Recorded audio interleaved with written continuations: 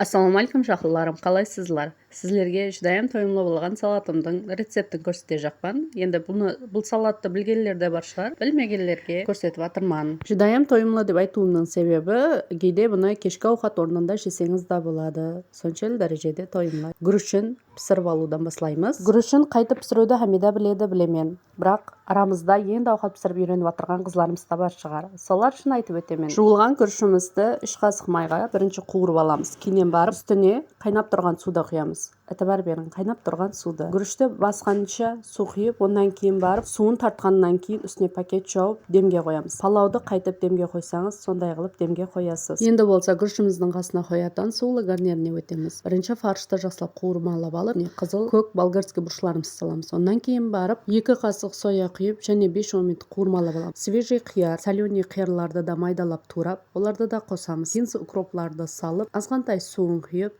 5 минут қана демлейміз. Көп демлемейміз. Гүріш өзі фарш болғаннан тез пісіп қалады. Тарелкалерге қайтып салып, безек бергенді видео барысында көрсетіп өттім. Ал менің салатым қандай болған? Түрінен іштейлі болып тұрма?